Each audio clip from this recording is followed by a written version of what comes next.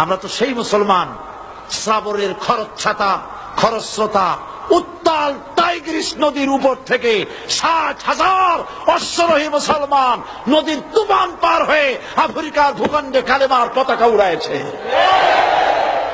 সেই মুসলমান। সুতরাং যারা আমাদের সাথে, যারা আমাদেরকে জেলে দিতে চাও, যারা আমাদেরকে মারতে চাও, শহীদ করতে চাও, সিক্রেট মার্ডার করতে চাও, গুপ্ত হত্যা করতে চাও, গৃহযুদ্ধ বাঁধাতে চাও, শুনে রাখো, বাতিল সে দবনে ওয়ালে आसमां नहीं हम, बातिल से दबने वाले आसमां नहीं हम, सौ बार कर चुका है तू इम्तिहान हमारा। 100 বার এই পৃথিবী টেস্ট করেছে, মুসলমান জীবন দিতে পারে, কাফেরের সামনে মাথা নত করতে জানে না। সুতরাং ভারতের পা চাটা গোলাম, ভারতের পা চাটা খরিদ করা গোলাম।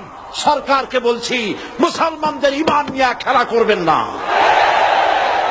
কোরআনের মাহফিলে বাধা দিবেন না।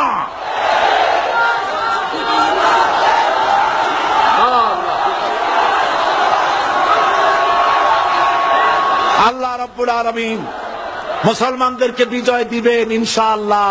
বলেন ইনশাআল্লাহ, বলেন ইনশাআল্লাহ। শাহী জুমা মসজিদে পুলিশ পাহারা দিতে হবে কেন? জুমা মসজিদে জুতা পায়ে দিয়া ঢুকলো কারা?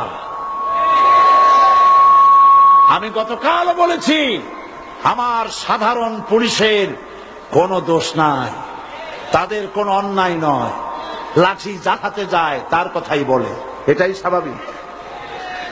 কিন্তু যারা মসজিদের ভিতরে জুতা পায়ে দিয়ে উঠলে, মুসল্লিদের রক্ত ফেলালে, মুসল্লিদেরকে ধরে জেলে আটকালে, আল্লাহর শাস্তির ভয় করো।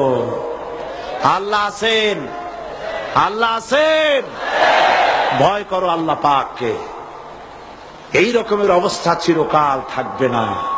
এরকমের অবস্থা চিরকাল থাকবে মোটেই নয়, পরিবর্তন আসবেই এবং চট্টগ্রামে আসবে ইনশাআল্লাহ। সর্বপ্রথম চট্টগ্রামে আসবে।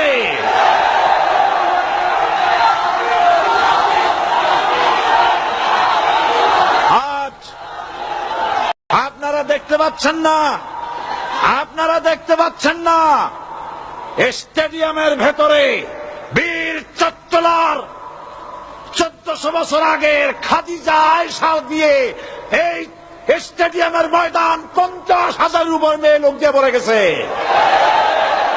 এই দেশকে কেমনে থামাবা? এই দেশকে ভারতের গোলাম বানাইতে পারবা না।